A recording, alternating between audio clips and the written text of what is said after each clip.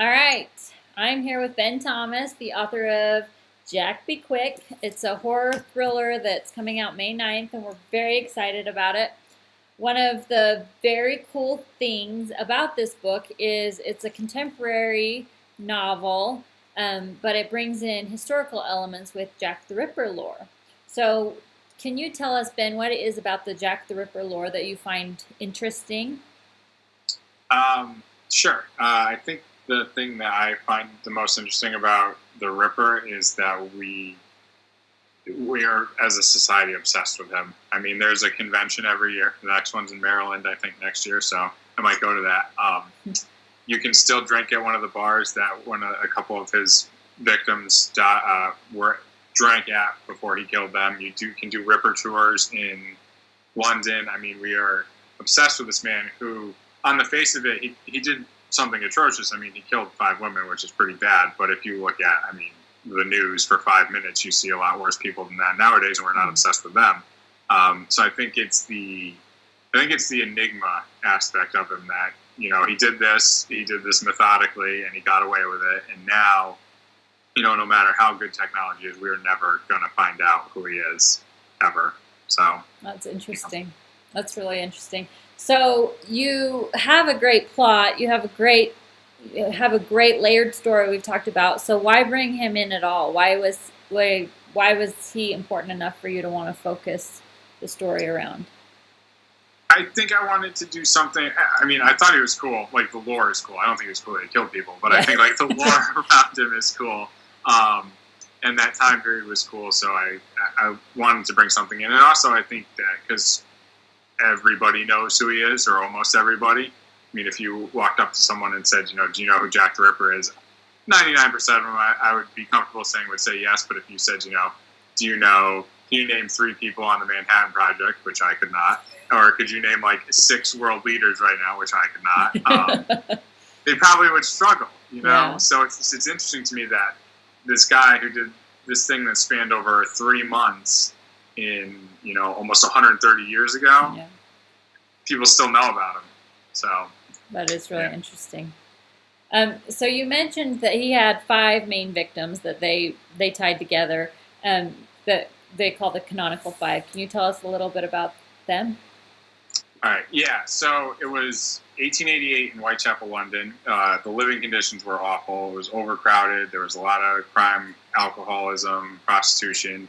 And I think the Whitechapel murders, I think there were 11 of them total, but throughout the year. And I think they actually stretched into 1889 too. But there were 5 that happened within the span of a few months. And they were Mary Ann or Polly Nichols, Annie Chapman, Elizabeth Stride, Catherine Eddowes, and Mary Jane Kelly. And they were all killed. They were all prostitutes. They were all killed in kind of the same way, with the same methodology, the same injuries. So they attribute those 5 to Jack the Ripper, just by the way they were killed. But there's debate. I mean, some people say 2 before them were. There was actually 7. Some say the ones after were. But they are the generally accepted Jack the Ripper victims.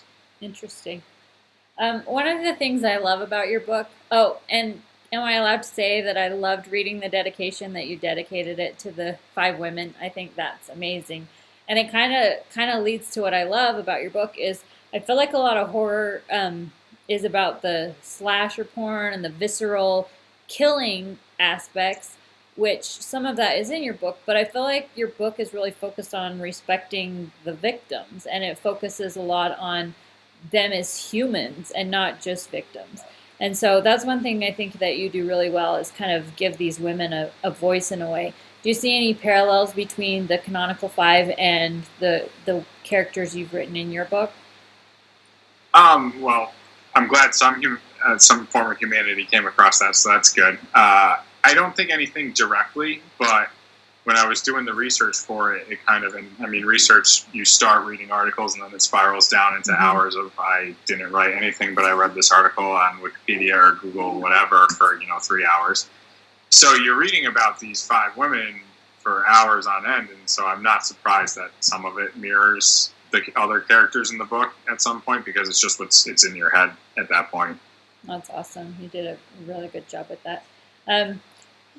How would you compare your Jack the Ripper to the Jack character in your book, the villain of your story? Hopefully, a modern day version of him. I mean, he has his own motives for what he's doing, but he also has.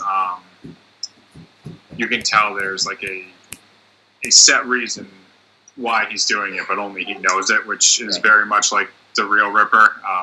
In the first draft, like the rough draft, I was going to end it without saying who he was, but I think that kind of took away of having a compelling antagonist there. So we'll see. Hopefully it works out better. Yeah, that's awesome. I'm excited for people to get to know your villain. Do you feel like, so you talked about how Jack the Ripper is an enigma and people are still so obsessed with him. Do you feel like he's still relevant today in some way? I mean, he must be if we all talk about him and there's a convention about him. I mean, I know there was H.H. Holmes, which was like the first serial killer in America, I think, if I'm remembering this correctly, but I could be having my facts scattered. But he was one of the first, and I think it's kind of relevant because we still see behavior like this. So we know it's not like people blame violence on video games and movies and all that kind of stuff, but it's something that's been around for years and ages ago. So it's still relevant. The fact that everyone knows about him, I think, makes him a little relevant. Interesting, yeah. And historically, really, we're the least violent time period ever. I did not know that. Yeah, I had a professor who always talked about that the news blows things up and we focus so much on the violence, but it's really the least violent time period we've had in history.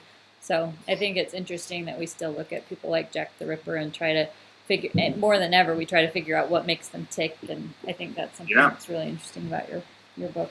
Any cool facts or final thoughts you have about Jack the Ripper that you want people to know? I hope it gets at least like one or two people to Google him and figure out more than what I put in the book. I mean, I didn't want to do like info dumps on this is all his stuff and this is who he really, like who people think he really was and all that stuff. So if one or two people go out there and try to find out more information about him, that'd be cool. That's awesome. Well, I'm excited for people to get to know your Jack the Ripper. It's kind of fun when you are entertained and you learn something along the way. Those are the best kind of books. So thanks, Ben, nice. And everybody pick up Jack Be Quick on May 9th, and we'll talk to you later, Ben. Thanks. All right.